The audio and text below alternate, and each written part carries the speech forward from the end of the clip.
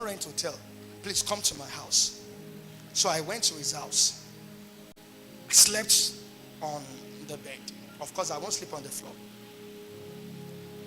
And after I left, that same night, they had business on that bed. Business on that bed.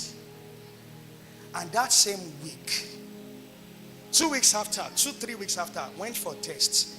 The woman was pregnant. They traced it to the business that happened on the night I left.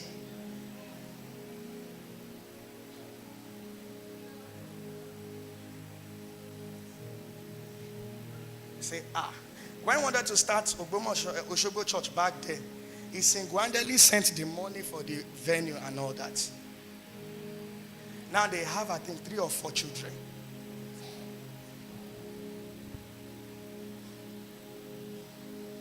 I don't know how I got into this, but the yoke of barrenness is broken tonight. One of my sons, they've been trusting God for the fruit of the womb. And then they came to my house to just spend some days. And then I spoke words over there. The wife was feeling sick. They went for tests. They found out that she's pregnant. The strange thing is that when they date the pregnancy, when they dated that pregnancy, there was no business that happened around that time. It was before the time. So it means that it is you that thought you have flushed it out. See, there are some testimonies I don't share, because even me myself, how do I want to share testimony of somebody that wants to do a project and kept transferring money to the agency? They were receiving credit and the money is not leaving his account until 10 million naira was completed. You see, I should be sharing that kind of testimonies. No, there are some testimonies just keep it, because people will think if they cut it and put it on Instagram, they say, hey, it's one of them, he has come again. But these are the things we have handled. What are you talking about? I'm talking about Timmy. He said, Daddy, you are the only person I'm sharing this testimony with. He said, I'm even scared. Even myself was scared. I said, are you sure? He said, sir, they sent me receipt. Open his phone, show me receipt. I said, but maybe don't spend the money yet to hold on. He said, sir, it is 7 months ago. It was the meeting I came to in your church. He was sharing the testimony.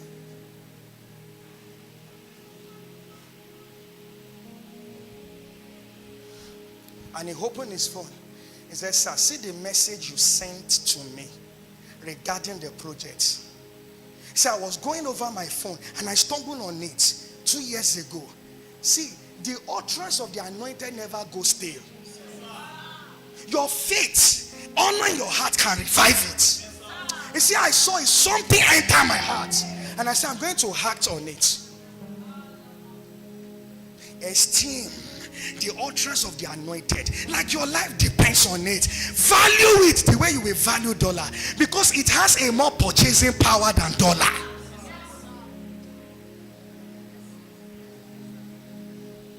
How can you explain that? He said, sir, the time that they said that my wife got pregnant, because of the sickness of my wife, for a whole month we never had anything together. So how? He that calleth the things that be not as though they were. So it means that a sperm is hanging there for weeks, and something came upon it and came alive.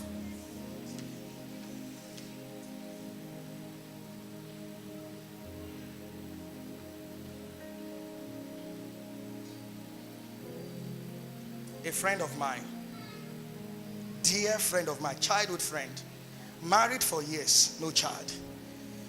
One day he called me and said, man of God, me and my wife, we are coming to your house. I say, welcome.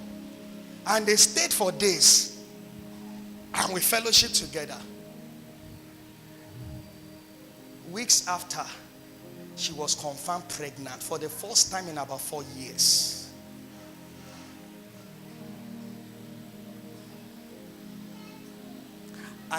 This is finance meeting, but I see a pull in that direction.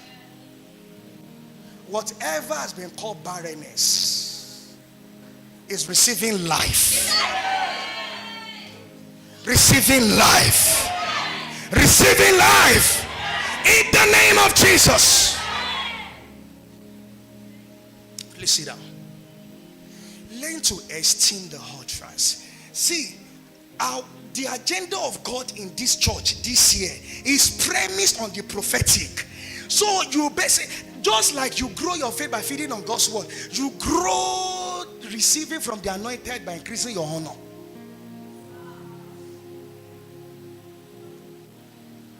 Esteem. What is honor? Honor is the price you place, the value you put on something. Put value on the utterance of the anointed. How dare you forget the word I speak over your life last week Sunday, and you went into the week like you never had an encounter? How? Somebody said, my pastor, she didn't have a personal encounter with the pastor. It was a general end of the service declaration, but she personalized it. You know why? One of the reasons we will tell you to close your eyes, sometimes it is to help your imagination that I'm the only person my pastor is talking to. I just give you a hack.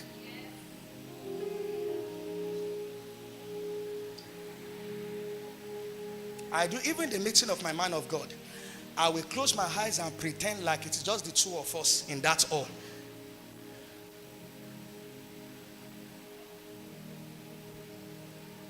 How can I be having a conversation with God, and that very second, in the midst of that conversation, call me for the very thing God was talking to me about? That is vibe.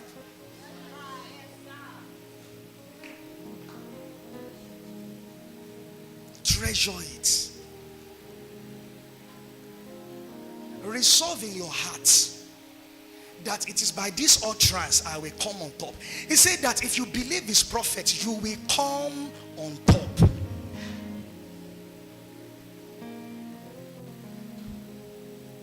Treasure it. Are you getting what I'm saying here? Let me tell you the story how we came into Lagos. I never wanted to come to Lagos because I believe that the standard of living in Lagos is very high. I was paying about 200,000 naira in a very comfortable house I was living back then. My wife can take 1,000 naira to market and we're going to feed. And when God began to point us to Lagos, I first pretended like, no, it is just my mind playing trick on me.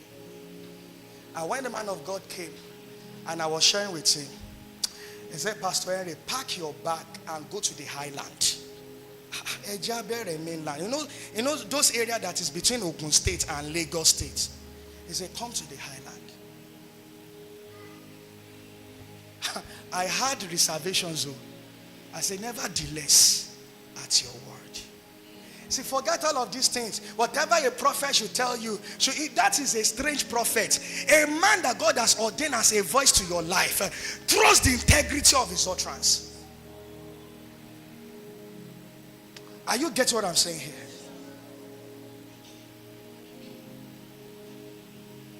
This is a distribution of inheritance.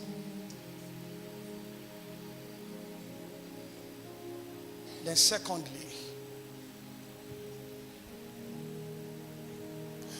break down your prophetic utterance to an actionable steps. Don't just be piling up prophecies. Learn to break your utterance to actionable steps. One prophecy contains instructions. For example, God tells you, now, Pastor Chris has had opportunity to Japa. Yes, the man of God had the opportunity to Japa. He said, but God has called me. See, they told Bishop Abioye, they said, go and start your ministry. That was many years ago. He said, God did not call me to ministry. He simply called me to follow the man of God. I don't have any calling to ministry. Because sometimes God puts the details in one instruction you have received. If God